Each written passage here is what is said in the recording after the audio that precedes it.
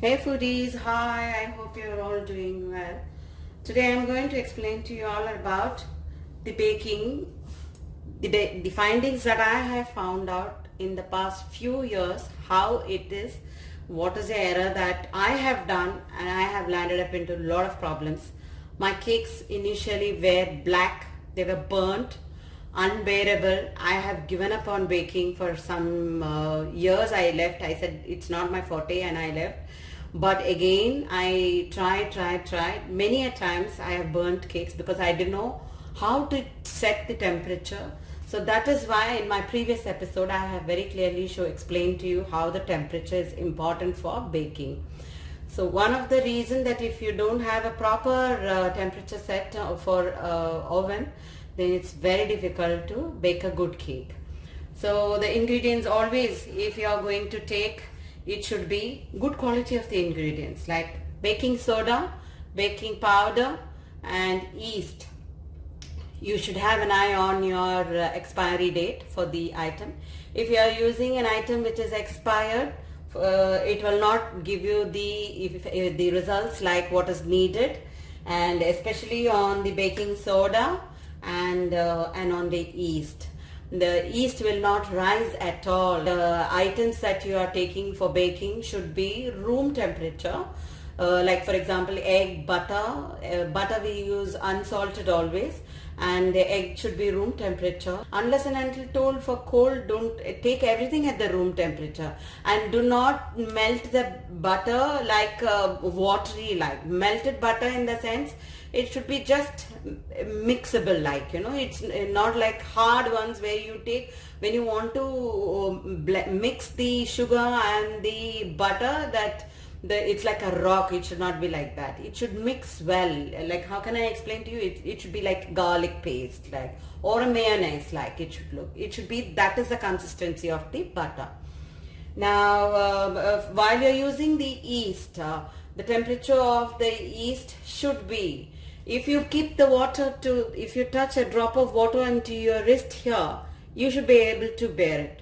Or rather, I will say, keep in mind that you are feeding a baby. If you're giving a baby some kind of food, I'm sure what is the temperature that you keep, only that much of temperature the water should be warm.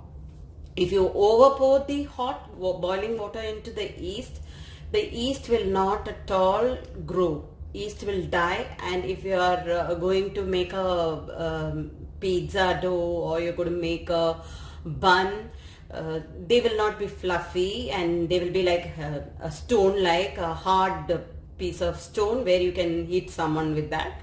So don't do that. So basically, I'm repeating this not for people who know.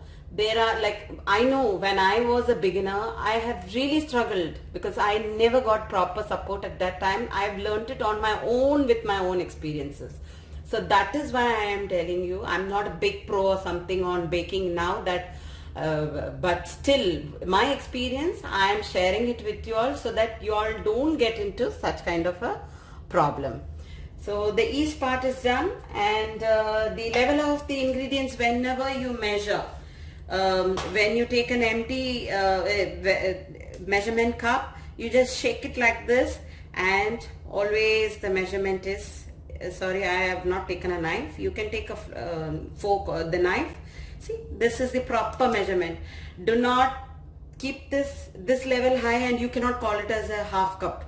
The measurements are always like this, flat. And when you're taking also, you should nicely fill it up.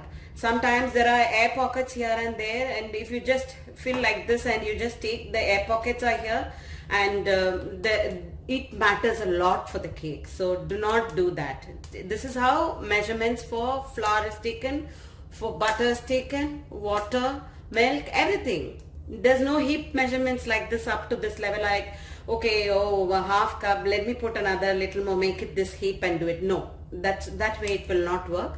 When measurements are set, you have to follow the same measurements, flat like this. Use unsalted butter. Wherever there is need of salt, I will tell you all.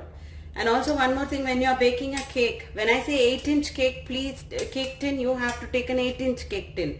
If you take a 12-inch cake tin and then you pour the batter, what I say for a 8-inch cake, then your cake will be like this here. It will be a small size cake like this, okay? So that you have to. Then you have to sieve your flour, always the dry ingredients, 2 times you can sieve, like flour, salt, baking powder, baking soda, all those things you can add it up in this, and you can sieve it and keep it ready when you are using. And these are the cake tins, and I'll tell you how we normally grease a pan or a tin. What we do first is put butter a little bit here, and then nicely spread the butter to the entire pan here, and then we will add little bit of the flour like this here, and we will just run it around like this. So what happens, the butter will hold all this flour there, and then it will be like it is given a coating like. So what happens, the cake will never get stuck here into this pan for any time. Sometimes, and otherwise what you can do, you can add parchment papers. You get to buy this baking paper parchment sheets, which is like this. It's like a butter paper like, which you cut it to the measurement of the cake tin, and you can put this down.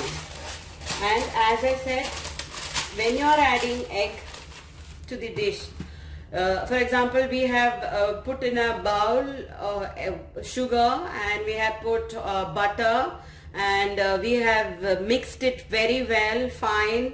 And what happens, and when we are going to add an egg, if you just directly pour onto that egg onto that vessel, there are sometimes chances that if that egg is spoiled, you tend to waste all your items which is in that pan.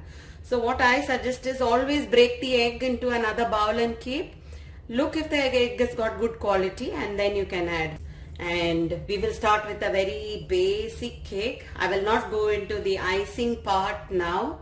Even the any of the frosting or icing or ganache, nothing. I'm not going to talk about any of the fillings now. For few months till few episodes, I will bake plain cakes, like it'll be orange cake, it'll be dates cake, it'll be walnut with carrots cake, vanilla cake, chocolate cake. So basically we will do just plain cakes only, without any mixing, so that everyone who's a newcomer who wants to try can give a try on that. And there will be a lot of eggless cakes which I will show. So basically, if you try all this once, after few episodes, once everybody is okay with it, I feel, then I will start with the frosting. I will show you, then I will show you how to decorate the cakes, and everything I will show you on that part slowly. So for the basic, let's start with sooner with some small cakes, cupcakes. So hope you all will like. And if there is any queries or questions to ask me on baking, if you feel, whatever I know, I will be more than happy to explain to anyone who wants to know on this, because what I have learned, I want to share it with people who want to learn baking. Hope you have liked this episode. I think the episode has gone a little big. Let me wind up then. Thank you so much for watching. Do let me know your feedbacks. Bye.